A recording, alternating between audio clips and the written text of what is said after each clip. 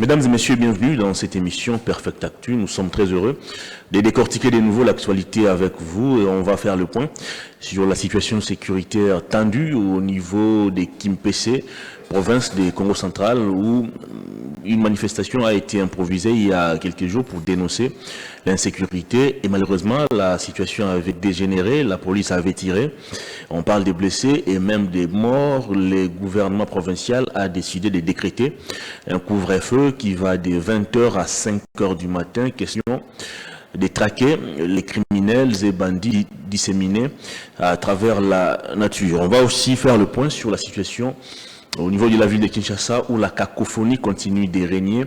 Gentini Ngobila, réhabilité par le VPM de l'Intérieur, Zekoko Mulumba, qui était désigné pour assumer l'intérim, refuse, selon les dernières informations, de rendre le tablier.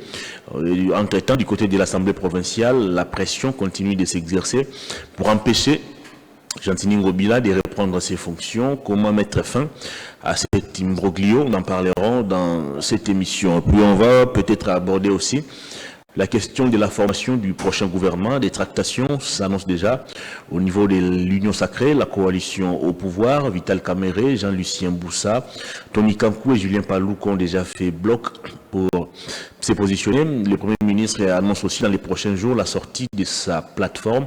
L'UDPS de son côté s'organise aussi. Question de se positionner à la veille de la sortie du gouvernement. La rentrée parlementaire pour la 4e session inaugurale pour la 4e législature a démarré depuis lundi 29 janvier. Un bureau d'âge a été mis en place, dirigé par Christophe Mbosso-Kodia et secondé par 2 secrétaires, notamment Serge Bahati et A.G. Matembo. Est-ce que Mbosso-Kodia a encore la chance de se maintenir à la tête de l'Assemblée nationale lors de l'installation du bureau définitif? Nous en parlerons dans cette émission avec Marley Vouvou qui signe son grand retour sur ces plateaux après l'interruption ou le retrait du signal des Perfect Télévisions. Bienvenue, cher Vouvou. Bonjour, cher Hervé, bonjour à tous les fidèles téléspectateurs, bonjour à l'équipe technique.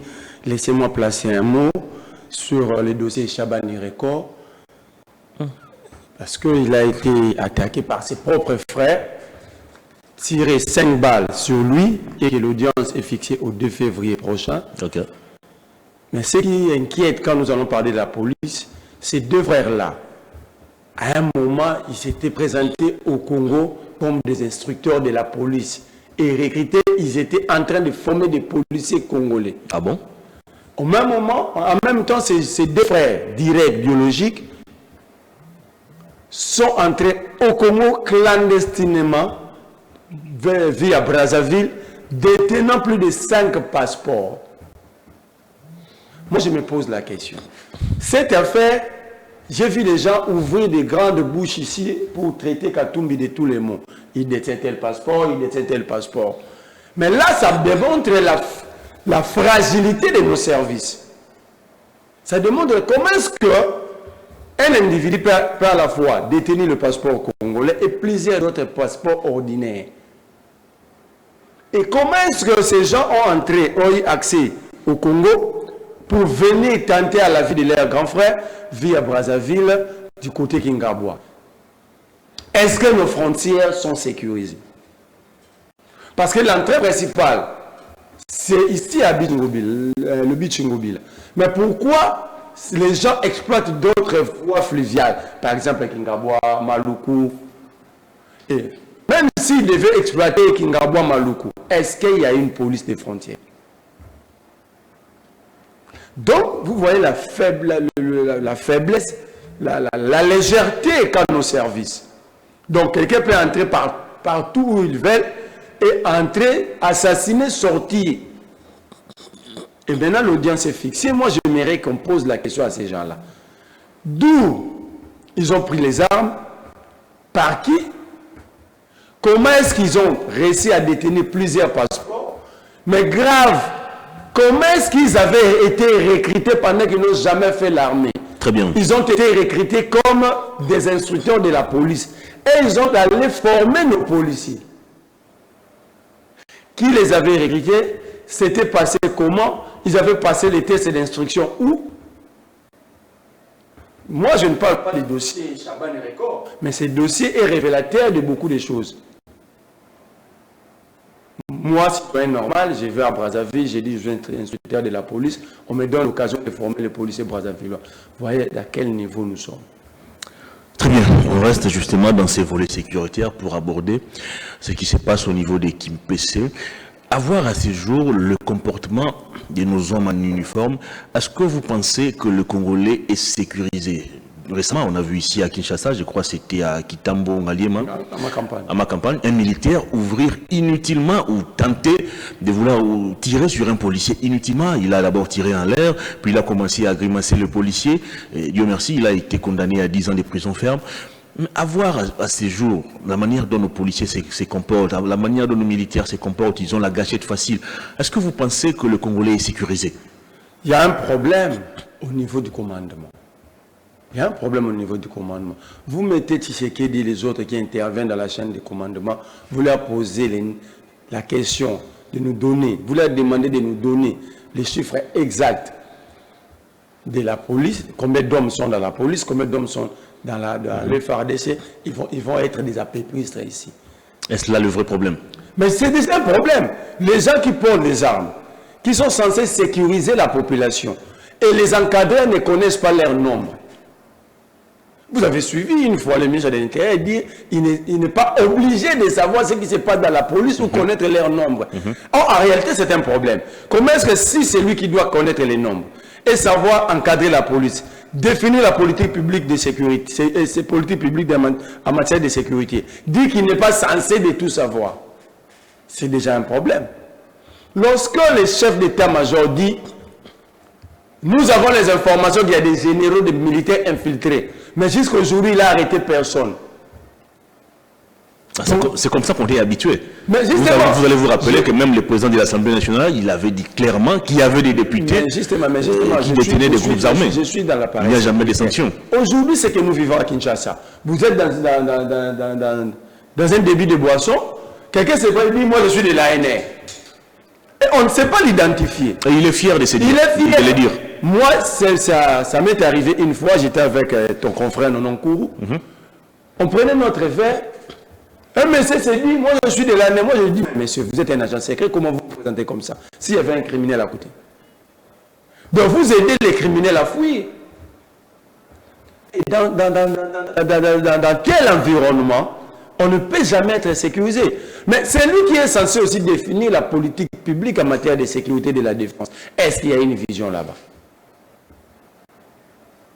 Parce que lorsqu'on recrute par rapport à une vision d'abord. Qu'est-ce qu'on veut faire de nouvelles recrues? D'abord, sur base de quoi on procède au recrutement? Voilà. Qui sont recrutés? Généralement, ce sont des anciens Koulouna, des anciens bandits. Ça c'est un fait réel. Moi, je connais beaucoup à Lingwala qui était Koulouna. Après des semaines, je les vois porter la tenue de la police. Je me pose des questions. Est-ce que ces gens ont été formés? Des semaines, je les vis se battre ici comme Koulouna, aujourd'hui en tenue police. C'est un fait. Arme à la main. Quels sont les critériums établis pour que quelqu'un soit policier? Pour que tu sois retenu comme policier ou militaire, quels sont les critériums? La police et l'armée, ce sont des corps où on envoie le plus meilleur de nous tous. Parce qu'il s'agit de la sécurité. Il s'agit de la défense de l'intégrité du territoire. Alors, lorsqu'on recrute même des Koulouna, nous avons une unité au sein de la rue qu'on appelle Udjan. Cette unité contient des gens, je ne dirais pas voyous, mais qui se comportent exactement aux voyous. Un véritable voyou. Ces gens-là arrêtent comme ils veulent. Ils insultent facilement. Ils brutalisent les gens. C'est ça là. Or, la police est là. Le rôle de la police, c'est le maintien de l'ordre public et la discipline au sein de la société. Donc, celui qui doit maintenir la discipline doit être d'abord discipliné. Or, ici, c'est l'inverse. Ceux qui devaient maintenir la discipline dans la société sont indisciplinés. Donc, il y a un problème d'instruction, il y a un problème de recrutement. On recrute qui? Dans la police, ce n'est pas l'armée.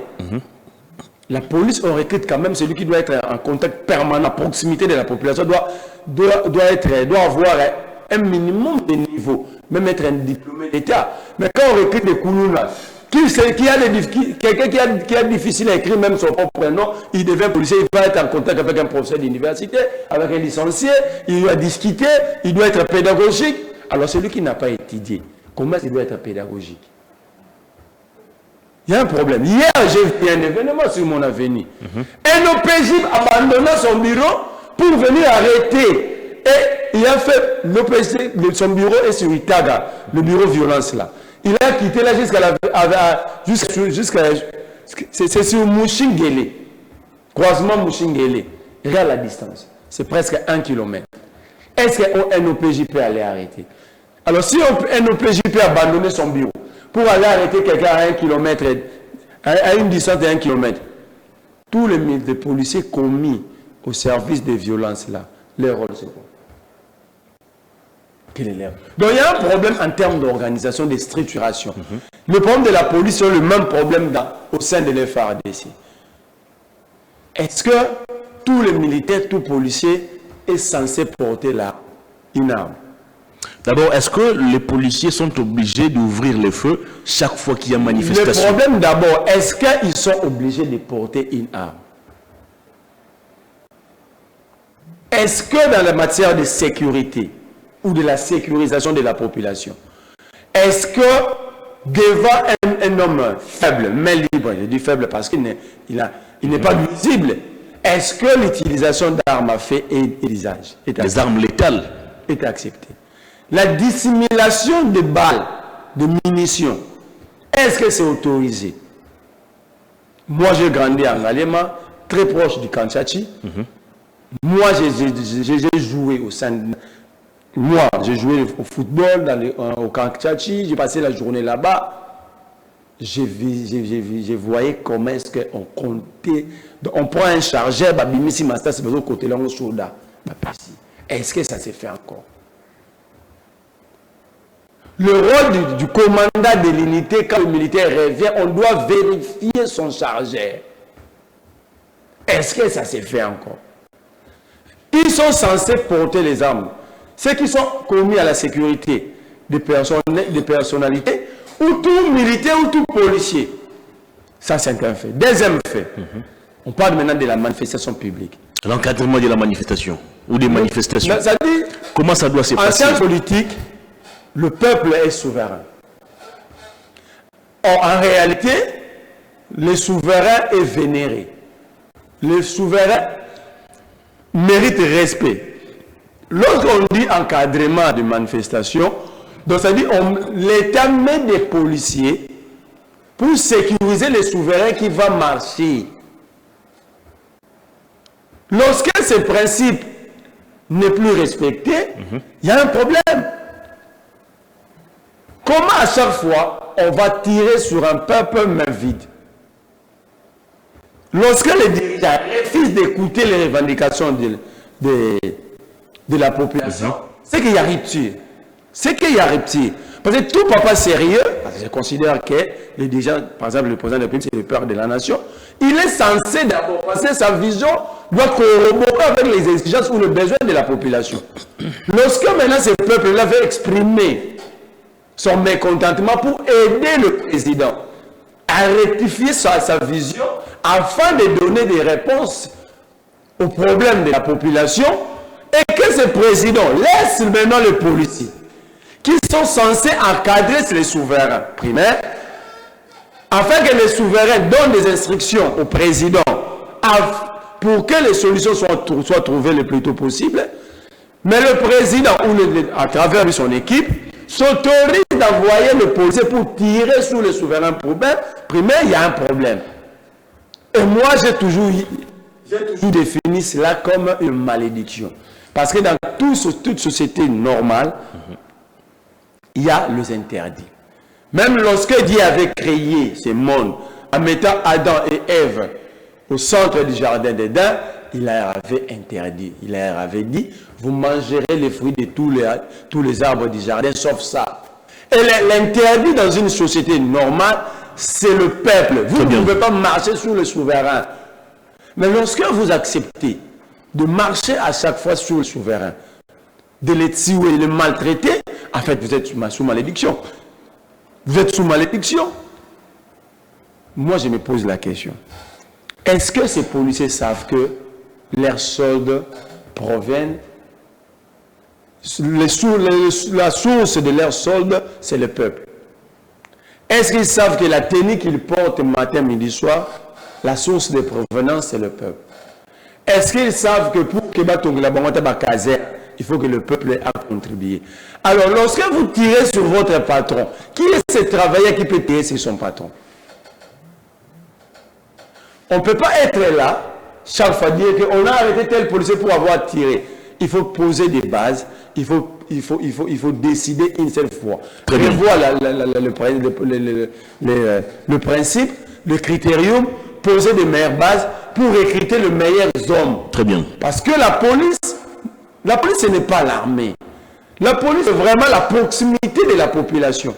Et au sein d'une société, il y a une multitude de comportements. C'est lui maintenant qui est censé maintenir la discipline dans une société, doit être même discipliné et orienté.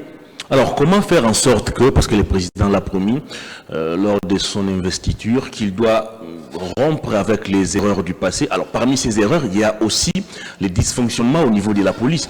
Comment mettre fin au recrutement des policiers indisciplinés, des anciens bandits, des gens qui sont dépourvus de tout sens de bonne moralité? Mais la question qu'il faut se poser d'abord, c'est les critériums. Comment est-ce qu'on devient policier ou militaire au Congo?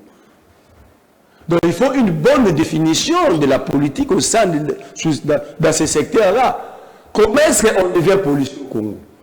Comment est-ce qu'on devient agent secret ou agent de l'ANR des renseignements? Moi j'ai vu des jeunes qui jouent au football au camp de Fungula, à Lingwala, des gens qui prennent de la chambre ici. Un jour, après 2 ans, je les voyais comme ça. Un jour on me dit, ils sont tous les agents de la police criminelle. Aucune nation de la criminalité. D'abord, ils sont utilisés comme éclaireurs lorsqu'il faut aller traquer des bandits. Ils sont placés en avant-plan, en tenue civile, pour infiltrer et après... Ils deviennent directement agents reconnus. Sans notion de criminalité, ils ne savent pas comment procéder intellectuellement pour aller arrêter un criminel. C'est tout ça, ça fait partie du problème. Or, si Félix Tshisekedi veut rompre avec le passé de ce secteur, lui-même doit être auteur, porteur d'une vision claire. Or, quand vous regardez Félix n'a jamais eu des idées claires. Quand il dit qu'il rompre avec le passé, pourquoi Salomon est en prison? C'est ça aussi rompre avec le passé. Parce que tu sais qu'il sait bien que le nom de son ambassadeur itinérant et d'un agent de l'ANR, Patrick Nyumu Wabaluba, ont été cités dans le dossier, dans le montage de ces dossiers contre Salomon, et plusieurs, entre guillemets, l'idée du Maniema, entre autres le gouverneur de Maniema. Alors, c'est une erreur ou pas? C'est une erreur du passé. Pourquoi Salomon est en prison? C'est une erreur. Il devait commencer là. Une autre erreur. Pourquoi Sani Boujakiri est en prison? Parce que le président lui-même avait félicité les Reporters sans frontières. Il dit, les rapports du Reporters sans frontières fait état que le Congo c'est un pays qui a progressé plus sous l'espace démocratique en termes de liberté d'expression. Mais le même Reporters sans frontières vous dit que le papier publié par la Jeune Afrique est véridique, est vrai. Pourquoi Salomon? Pourquoi Sani Boujakiri est en prison? C'est ça aussi rompre avec le passé. Rompre avec le passé, c'est dire que la Cour constitutionnelle a marché sur le principe où Moukeba doit être dehors. Parce que la Cour n'avait que 30 jours pour rendre l'arrêt. La Cour constitutionnelle. La Cour constitutionnelle, sous l'exception soulevée, l'exception des constitutionnalités soulevées par les camps Moukeba. Ça fait 7 mois. C'est ça aussi les erreurs du passé. La Cour, tu sais que doit dire, on doit libérer Jean-Marc Kaboul parce que son arrêt, l'arrêt condamnant Jean-Marc Kaboul, tout le monde peut aller vérifier à la Cour de cassation, l'arrêt n'existait pas. Ah bon? Je vous dis. Tout le monde peut aller vérifier à la Cour de cassation. On appelle ça lever copie, tout le monde a le droit de le faire. L'arrêt condamnant Jean-Marc Kaboul n'existait pas. J'aurais attendu quelqu'un me dire que l'arrêt a quitté la Cour de cassation pour l'ANR. Quel est le lien d'un arrêt rendu par la plus haute cour pénale du pays et l'ANR? Très bien. Mais les erreurs du passé, c'est aussi Nestor qui parle à moto. On arrête quelqu'un parce qu'il avait dit que ce n'est pas normal. Et ça fait autant de mois, ils sont incapables de les juger parce qu'ils ne savent pas pourquoi il est là et comment les juger. Les erreurs du passé, Monsieur le Président, c'est aussi les mauvaises conditions carcérales. Les Congolais sont en train de mourir matin, midi, soir. L'année passée, nous avons compté plus de 552 morts. Rien que pour les Makala. Si ici à Kinshasa, les gens, les prisonniers meurent comme ça, à l'intérieur, c'est pire. Une prison construite pour 1750 personnes, aujourd'hui, ils sont à 13 000 et quelques. Et quand vous vérifiez, il n'y a que 2000 condamnés. Tous les restes, ce sont des prévenus. Et ils sont là depuis 4 ans, 5 ans. Même au Québec, bientôt, une année. Cette année, c'est plus de 100 jours. C'est presque 200 jours. Salomon, est-ce que de Salomon, d'ailleurs, il ne faut pas même plus parler de lui, mais on ne s'occupe pas de lui. C'est ça aussi les erreurs du passé. Nous n'avons pas besoin d'un président. Apparemment, c'est comme l'impression d'exaucer nos prières, mais d'une manière débordante. Parce qu'on disait Kabila ne parlait pas, Kabila ne parlait pas. Mais là, il nous donne un président qui parle beaucoup sans agir. Il ne veut pas nous dire il va rompre avec les erreurs du passé. C'est déjà grave que le président puisse reconnaître qu'il a dirigé le pays pendant 5 ans dans les erreurs. Et il a dit quelque chose encore de grave. Il dit, je ne vais pas travailler avec des voleurs cette fois-ci. Donc le président reconnaît qu'il a travaillé pendant 5 ans avec des pilleurs, des voleurs. Alors, la question que je pose à mon président, qui protégeait tous ces voleurs pendant 5 ans? Quand est-ce que le président s'était rendu compte qu'il travaillait qu'avec des voleurs? Mais il s'est référé sûrement aux différents rapports ou les différents rapports qui a aidé la justice à libérer plusieurs détournés, à l'instar de Vital Kamerhe, c'est lui-même le Félix Tshisekedi. Il a dit son dernière interview de la campagne sur Top Congo. Il a dit, quand Vital Kamerhe était arrêté, moi j'ai mené des enquêtes parallèles. Tu sais qu'il égale la justice. Et mes enquêteurs m'ont renseigné que Kamerhe était victime de mauvaise foi des camps politiques. Donc c'est sur cette base-là que la justice avait libéré Kamerhe. C'est lui-même le problème quand vous vous rendez compte. C'est lui-même le problème. C'est lui-même le problème. Très bien. Et quand vous prenez les 15 pages du discours de Félix Tshisekedi, vous allez dire qu'il y a un vide, il y a un vide intellectuel au sein de l'Union sacrée. Comment ça? Le président dit qu'il va créer 6 millions d'emplois dans 5 ans. Là, c'était lors de la campagne? Non, il a dit, je vais vous envoyer son discours. Dans le 6 piliers, il a dit qu'il va créer 6 millions d'emplois dans 5 ans. Vous pensez que c'est de la démagogie? Ce n'est pas de la démagogie, mais c'est du pur mensonge. Pour créer d'emplois, tu sais que dans des États comme le nôtre, il devait d'abord commencer par parler de l'assainissement du secteur d'investissement. Comment est-ce qu'il va créer d'emplois sans énergie? Mais l'assainissement du secteur de l'investissement passe aussi par la réactivation de l'inspection générale des finances. Non. Qu'on a imposé aujourd'hui, on nous a qui a imposé la patrouille financière. Gilles Alinguetti, c'est comme un arbitre qui siffle sans match. Comment ça? Nous a placé un arbitre dans un stade qui passe son temps à siffler, mais il n'y a aucune équipe qui joue. C'est pas Donc, quel match? Parce que Gilles Alinguetti n'a procédé qu'aux dénonciations, surtout de ceux qui ne sont pas d'accord avec Tshisekedi. Ah bon? Oui. Qu'en est-il du dossier communien? Comment Alinguetti n'a jamais enquêté sur Primera Gold et Primera Metals? Pourquoi Alinguetti n'a jamais enquêté sur les dépassements de budget au sein des institutions? Surtout la présence non, il avait dit que les dépassements budgétaires n'étaient pas une infraction. Non, les dépassements, ou une faute. Non, les dépassements budgétaires, Alinguetti a menti. Les dépassements budgétaires avec consulté, ils ont un Congo Samba là-bas. Moi j'ai toujours dit le problème du Congo, c'est son intellectuel. Ce n'est pas les enfants que nous créons Koulouna ici. C'est l'intellectuel congolais qui est corrompu. Les dépassements budgétaires est assimilé à la corruption, au détournement, au vol. Pourquoi? On te donne, vous estimez que pour travailler pendant une année, il faut 5 millions de dollars.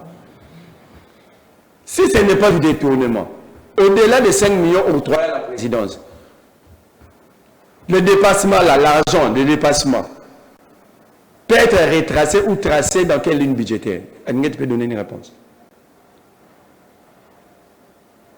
Voilà maintenant les gens qui... Je vous dis, Alinguet, c'est un arbitre qui est placé dans un stade sans match. Il est tenté de siffler pour rien. Pourtant, il est à ce jour considéré comme cette personne qui a contribué à la réélection de Fachi à travers sa patrouille financière. Mais chaque jour on détourne, non? Pourquoi l'État n'a jamais enquêté sur le dossier de 324 millions de dollars francophones? Pourquoi? Il y a tant de problèmes. Donc, en fait, pour répondre facilement à ta question sur la police, la sécurité, le problème, c'est au sommet. Alors attendez, il y a un couvre-feu qui est décrété de 20h à 5h. Est-ce qu'il fallait attendre que la population puisse manifester pour que le gouvernement provincial du Congo central puisse se rendre compte qu'il y avait insécurité? Donc, le problème ici, et prendre des mesures. Le problème ici, c'est que l'État congolais est toujours en réaction au lieu d'être en action. On ne s'est pas anticipé. C'est pourquoi le pays est attaqué à chaque fois. Je vous ai donné l'exemple des deux petits frères de Chaban et Record. Ils se sont permis même de passer ici comme des instructeurs de la police et ils avaient gagné le marché. Donc ces deux gars ont eu à former les policiers que nous sommes en train de décrire ici. Très bien. Donc en amont, il n'y a rien, il y a un vide. De la même manière, vous êtes surpris d'avoir que la population de Kipese sont en train de subir l'insécurité. C'est de la même manière, ceux qui prétendent être les agents de service ou de sécurité sont aussi surpris. Parce que s'ils n'étaient pas surpris, le rôle de l'ANR, c'est de fouiller les informations en amont. C'est pourquoi on les appelle les agents secrets. C'est pourquoi c'était le plus grand service du pays. Ou même dans les avenirs, il y a des agents. Donc, ils sont plus derrière les journalistes, ils sont plus derrière les Voilà, mais c'est ça que j'ai dit. Ils ne sont pas là où ils devaient être. D'abord, il y a un fait qui a toujours retenu mon attention. Comment un Corneille Nangaa, qui déclare sa rébellion contre son pays, s'est permis de quitter Nairobi où il était jusqu'à arriver sur notre territoire? Et puis il est entré comme s'il n'y avait rien sur nos frontières. Vous vous posez la question sur Corneille Nangaa. Les DG de la chaîne ici à Lubumbashi, quelle chaîne? Malaika. Il a quitté Lubumbashi jusqu'à une zone occupée. Quel est l'avion? Quelle est cette société d'aviation qui circule dans les zones non occupées au Congo, qui peut atterrir dans les zones occupées? Est-ce que l'ANR a les informations sur cette entreprise? Quelles sont les informations qu'on détient de cette entreprise, cette société d'aviation?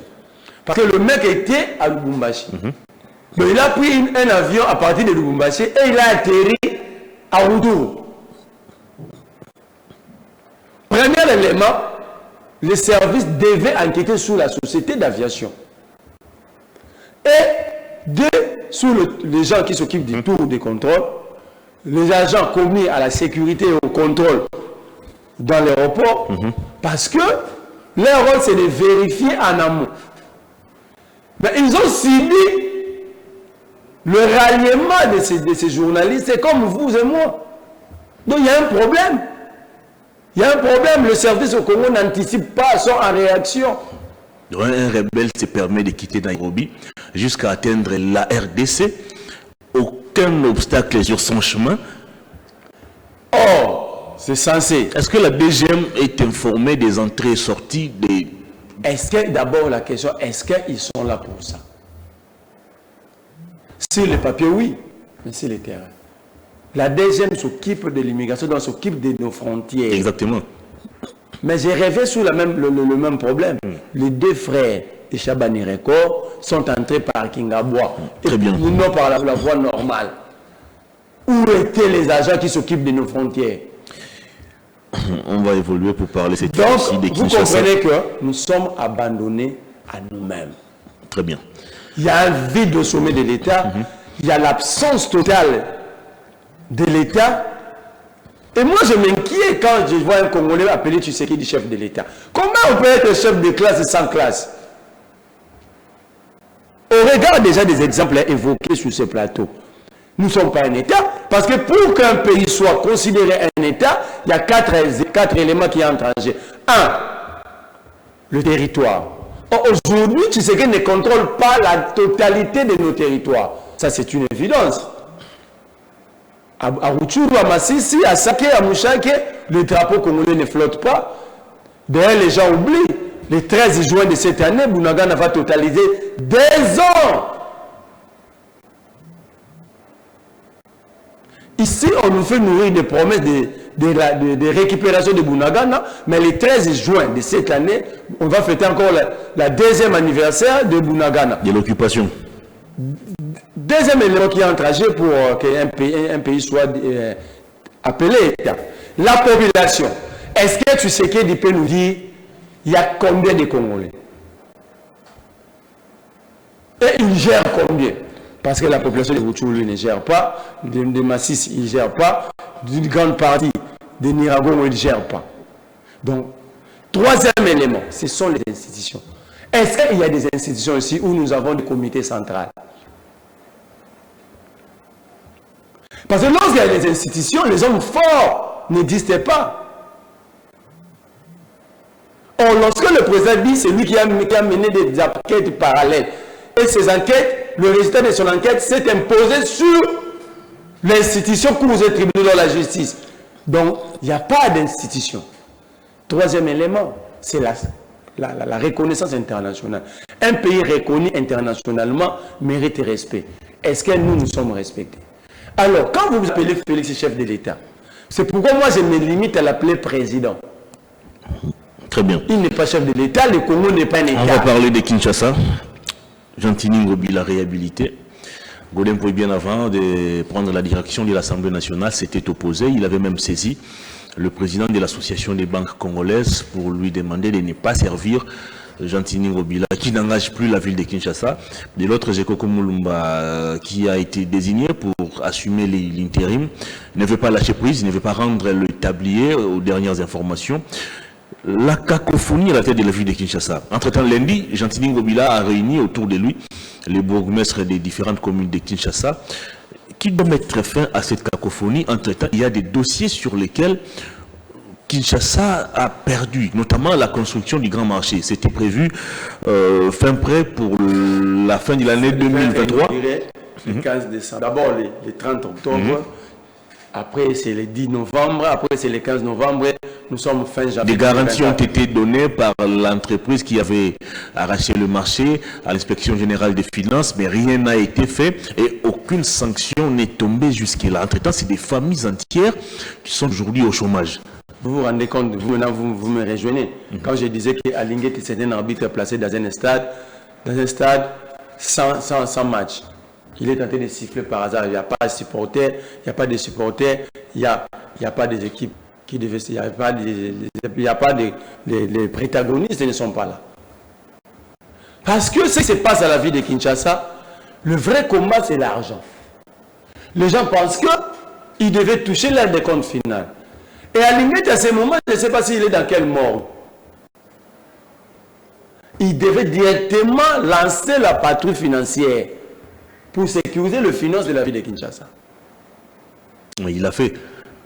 Non, il a fait où sont partis nos 500 000 $. Il a exigé une fois la révocation du ministère non, le problème, ce n'est pas la révocation.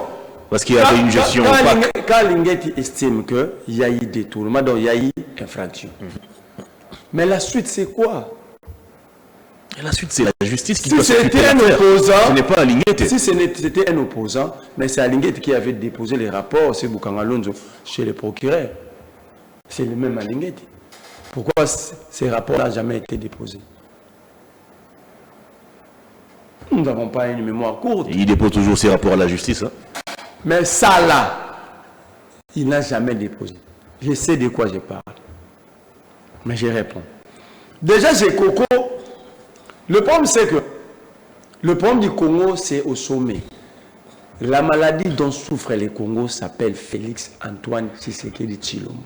Vous les voyez partout.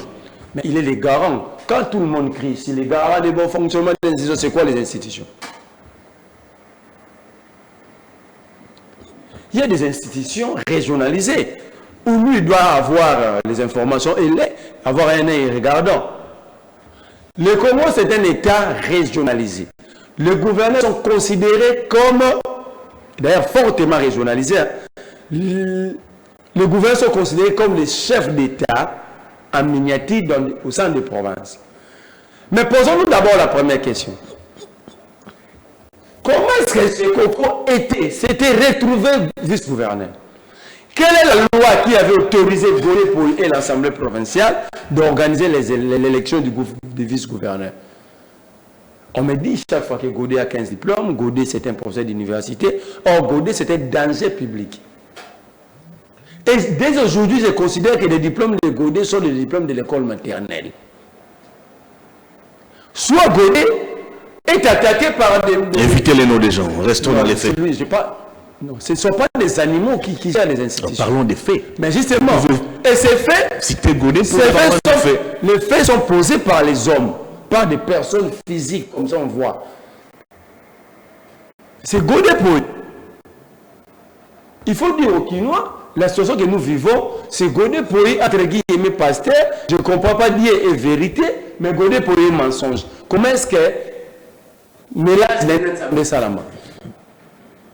J'ai comme l'impression que Godé Poy avait délivré quelqu'un et les esprits ont quitté le corps de celui que Godé Poy délivré. Esprit on a trouvé ça vient faire je vais le délivrer. Dans la gestion Godé Poy nous organise des élections pour un vice-gouverneur.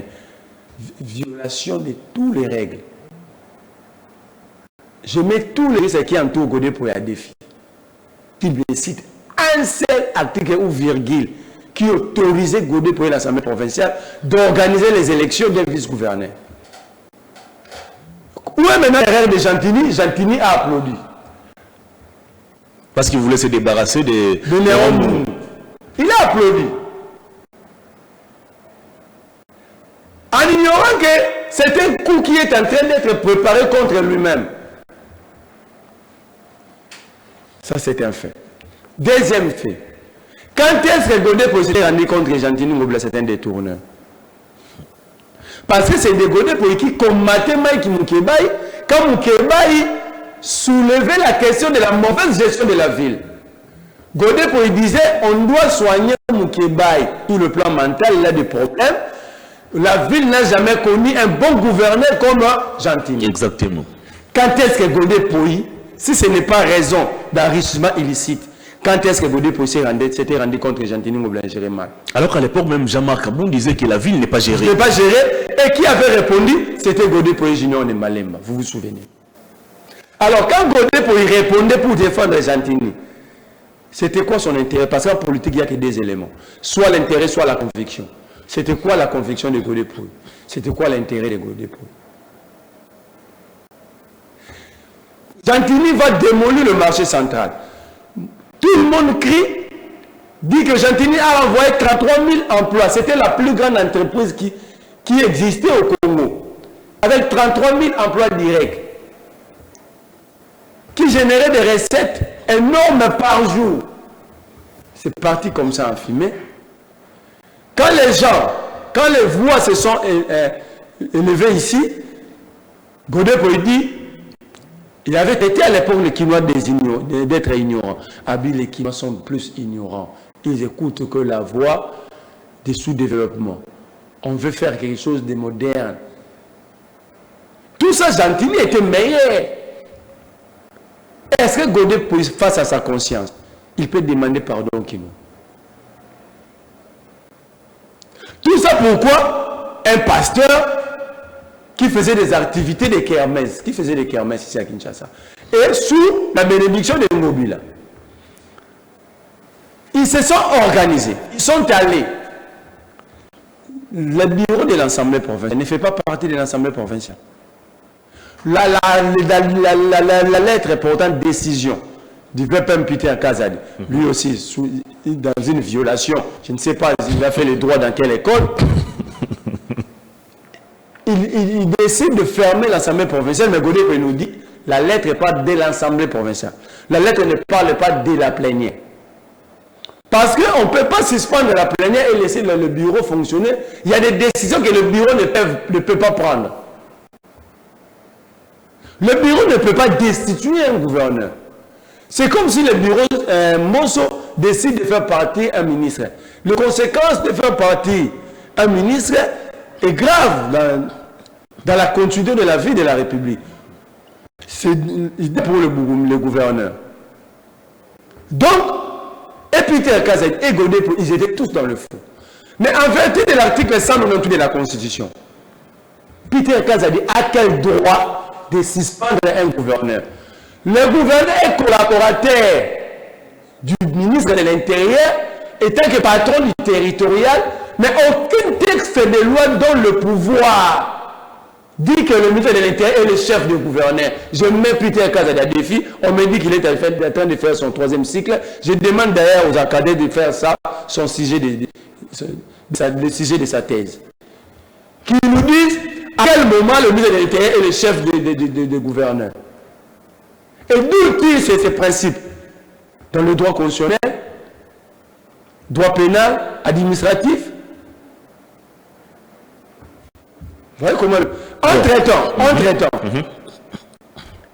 il viole l'article 98 de la Constitution parce que quand je vais faire la lecture dernière alinéa 6, lorsqu'une crise politique grave et persistante menace d'interrompre le fonctionnement régulier des institutions provinciales, le président de la République.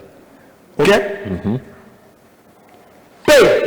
Donc même le président n'a pas le plein pouvoir de faire partir un gouverneur. Sa nuance, par une ordonnance délibérée au Conseil de ministres. La décision de Peter Kazadi avec quel soubassement? Soit tous les membres du gouvernement sont ignorants juridiques, parce qu'ils n'ont pas lu la Constitution, ils ont décidé et ils ont donné le droit à Peter Kazadi. Est-ce que la décision a été même débattue au Conseil des ministres? Moi j'ai lu la Constitution, mais Peter Kazadi devait imposer sa décision. En Conseil des ministres et après concertation avec le bureau de l'Assemblée nationale et du Sénat. Est-ce que Peter Kazadi, il avait des informations que le bureau de l'Assemblée a été consulté et du Sénat? Donc, vous voyez dans quelle forme d'État nous sommes. Et un jour, le même Peter Kazadi, dans la violation, comme la bêtise insiste, Peter Kazadi insiste et il dit: je viens de suspendre ma décision, je réhabilite Mobile. Mais la compétence est d'attribution. Et de l'autre, l'intérimaire dit: l'intérimaire qui vient de nous prendre $1 million rien que par les pelouses plantées posées sur rond-point Willery, c'est $1 million. On aime les millions dans ces pays. C'est $1 million. On est amoureux des millions. Refuse de partir. D'abord, il était devenu vice-gouverneur par violation parce qu'aucun s'est demandé à ce qu'on organise les autres. Le vice-gouverneur est les colistiers. On ne vote pas dans ces pays, la loi n'autorise pas le vote de vice-gouverneur. Mais on vote un ticket. Exactement. Mais on vote un ticket.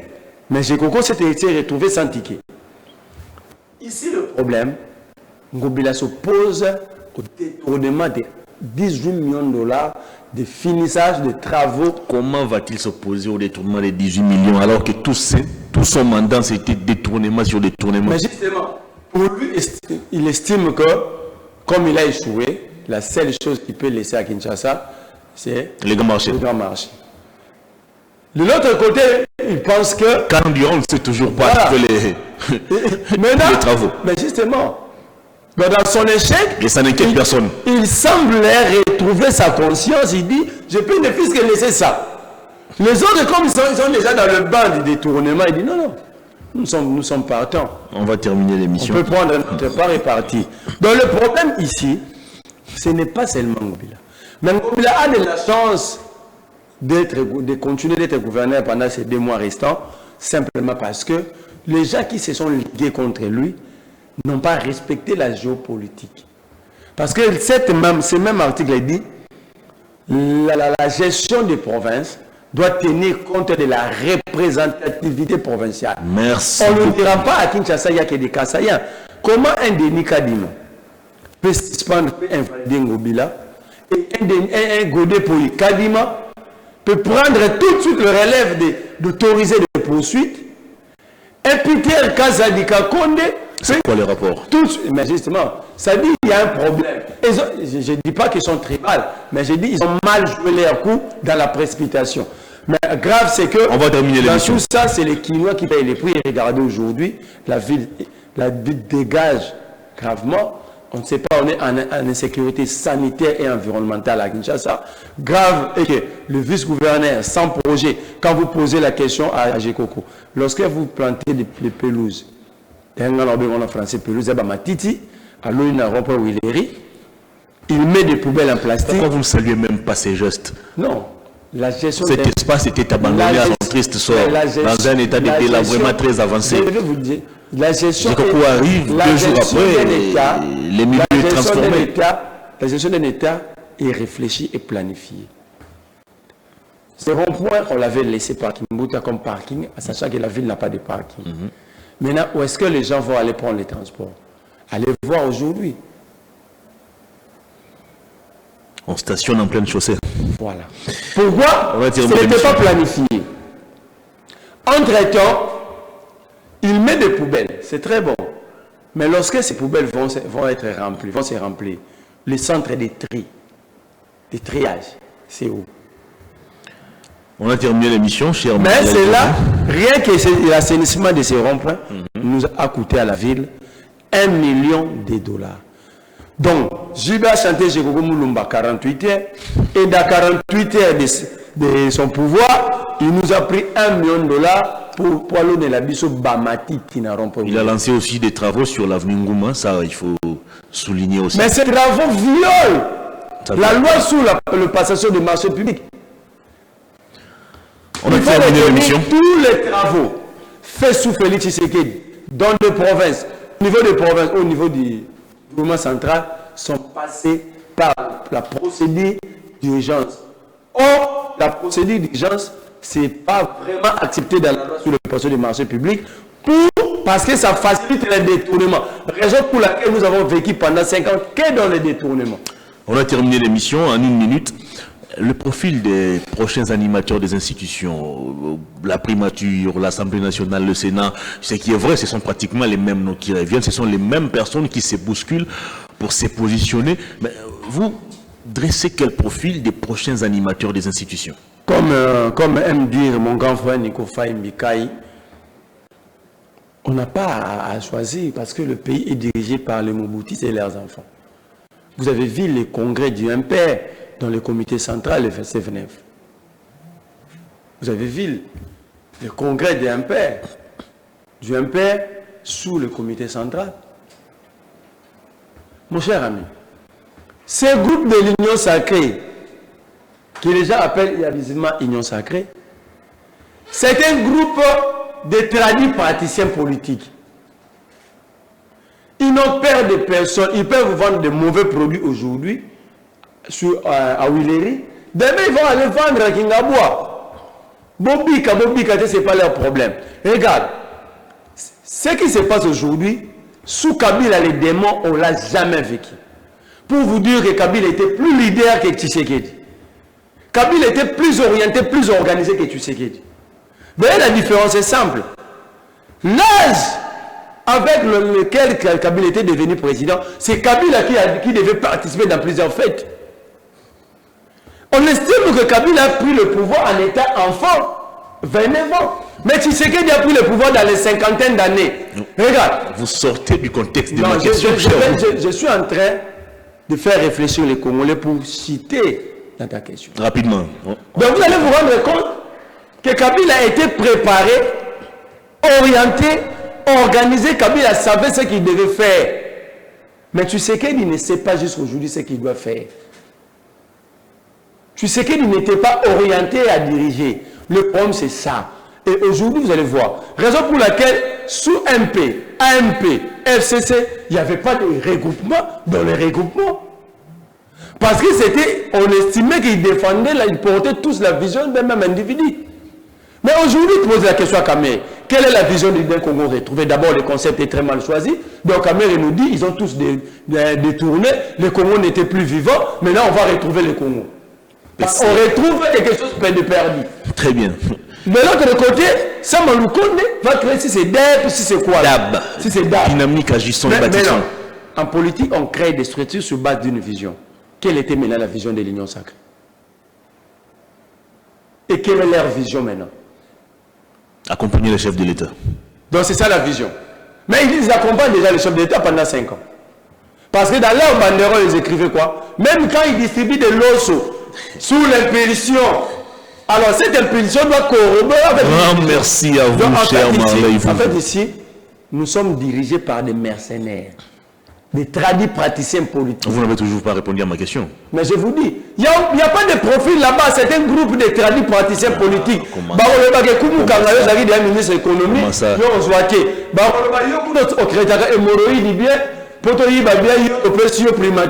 C'est un groupe de tradis praticiens politiques. Je te retire pendant 30 secondes la qualité du journaliste. Et quand vous regardez cette classe politique, On a terminé l'émission. Vous dites que c'est une classe politique. On a terminé l'émission. Merci à vous. Plutôt, c'est le peuple congolais. Le problème, c'est nous, le peuple. Nous nous sommes transformés à une population militante.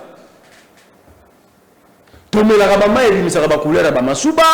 n'a pas de courant, on ne sait pas quoi manger, on met dans toutes sortes d'insécurités alimentaires, environnementales, sanitaires. Mais on est là pour chanter à raison de 5 000 fois pour le bourreau. Nous sommes l'unique peuple au monde qui chante pour ses propres bourreaux. Ils prennent 5 000 aux mains de ces bourreaux. S'ils sont dans des coins pour prendre les Againes ou quoi, mais quand on va les appeler demain, ils vont un pays de militants n'avance pas. Merci. Je demande à mes compatriotes de quitter le militantisme. Merci. De tenir, pardon, je cite, de tenir à ce que Sankara disait au Burkinabé. L'esclave qui n'est pas capable d'assumer sa révolte, cet esclave ne mérite pas qu'on s'apitoie sur son sort. Cet esclave répondra celle de son malheur. Merci. S'il fait des illusions sous la condescendance d'un maître qui prétend la franchir, ils doivent savoir que seule la lutte libère. Et un peuple se libère seul. Merci beaucoup, Marley Vouvou. Grand merci à vous également, mesdames et messieurs, d'avoir suivi cette émission. Merci à toute l'équipe technique.